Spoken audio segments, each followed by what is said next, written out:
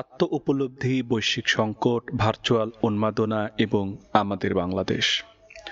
গত কয়েকদিন ধরে চারপাশের পরিস্থিতি ও সামাজিক যোগাযোগ মাধ্যমের চিত্র পর্যবেক্ষণ করে মনের ভেতরে এক গভীর শূন্যতা ও হতাশা কাজ করছে। ফেসবুকের মতো প্ল্যাটফর্মগুলো আজ যেন চরম অস্থিরতা ও ফিতনার এক বিশাল ক্ষেত্র হয়ে দাঁড়িয়েছে, যা আমাদের দৈনন্দিন চিন্তা ও মানসিক শান্তিকে প্রবলভাবে ব্যাহত করছে।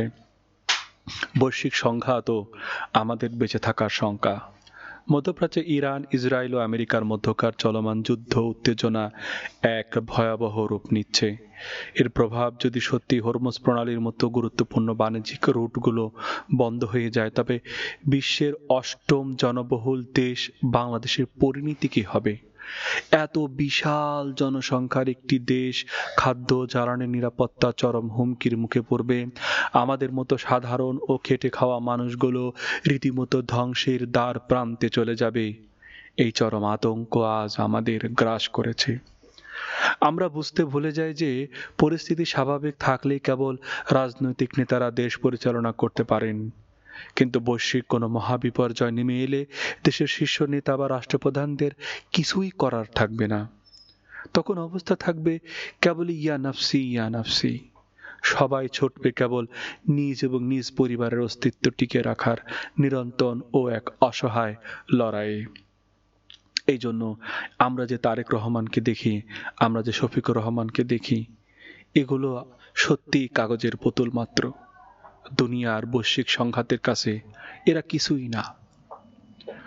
ভার্চুয়াল দুনিয়া, অন্ধ বিভাজন এবং নৈতিক অবক্ষয় আমাদের কুড়িয়ে কুড়িয়ে খাচ্ছে।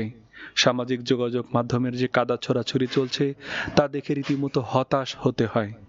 বিভিন্ন ছাত্র সংগঠন বা রাজনৈতিক দলগুলোর অনুসারীদের মধ্যে এক নোংরা সাইবার যুদ্ধ চলছে। একে অপরকে ঘায়েল করতে কৃত্রিম বুদ্ধিমত্তা দিয়ে তৈরি ভুয়া ছবি, এডিট করা বক্তব্য বা ফেক নিউজ ছড়ানো হচ্ছে বিন্দুমাত্র লজ্জাবোধ ছাড়াই। সবচেয়ে আপেক্ষিক বিষয় হলো আমাদের অন্ধ আনুগত্য। শীর্ষ রাজনৈতিক নেতা বা ধর্মীয় নেতাদের, যেমন তারেক রহমান বা শফিকুর রহমান বা চরমানাই পীর কিংবা মামুনুল হক, এদের নিয়ে বিন্দুমাত্র সমালোচনা করলেই তাদের অনুসারীরা চরম আক্রমণাত্মক হয়ে উঠেছে। সাধারণ মানুষের নিজের ভবিষ্যৎ বা জাতীয় সংকট নিয়ে কোনো ভ্রুক্ষেপ নেই। তারা ব্যস্ত কেবল নিজ নিজ নেতার অন্ধ স্তুতি গাইতে। সবচেয়ে পীড়াদায়ক দৃশ্য হলো দৃশ্যমান ইসলাম পালনকারী গোষ্ঠীগুলোর ভেতরে সাইবার সংঘাত। মুখে জান্নাতের প্রত্যাশা আর সুন্নতের কথা বললেও ভিন্ন মতের প্রতি আক্রমণ করতে গিয়ে তার ভাষা, ন্যূনতম শালীনতাও ভুলে যাচ্ছে। কদর্য ট্রল, একে অপরকে নির্দিষ্ট কোড বা শব্দ দিয়ে ব্যঙ্গ করা, কেউ কাউকে 143 এ গ্রেড বলে গালি দিচ্ছে, কেউ কাউকে 501 নং রুম বলে গালি দিচ্ছে। এইসব দেখে সত্যি ঘৃণা জন্মে। যারা জান্নাত প্রত্যাশী তাদের জবান এতটা অনিয়ন্ত্রিত ও আক্রমণাত্মক হয় কিভাবে? পরাধীনতার অদৃশ্য শেকলে আমরা।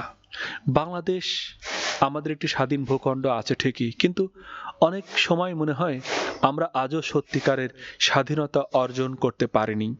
ক্ষমতার পালাবদলে বৃহৎ রাষ্ট্রগুলো যেমন ভারত বা আমেরিকার প্রভাব ও তোষণনীতি আমাদের ভূ রাজনীতিতে বারবার স্পষ্ট হয়েছে।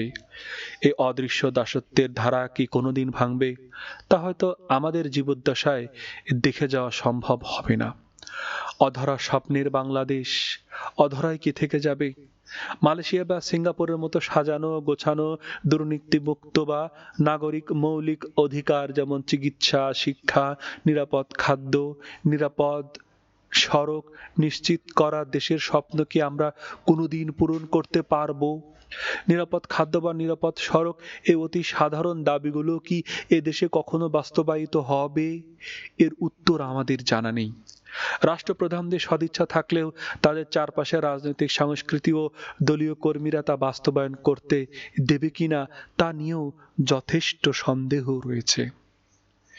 এসব হতাশা, সামাজিক অবক্ষয় আর অনিশ্চয়তার মাঝে কেউ যদি আক্ষেপ করে বলে, এই দেশে জন্ম নেওয়াটাই আমার জীবনের সবচেয়ে বড় দুর্ভাগ্য, তবে তাকে সান্ত্বনা দেওয়ার মতো কোনো ভাষা বা যুক্তি আসলে খুঁজে পাওয়া যায় না। আমরা এক অদ্ভুত অন্ধকারের দিকে এগিয়ে যাচ্ছি, যেখান থেকে উত্তরণের পথ আমাদের কারোরই জানা নেই।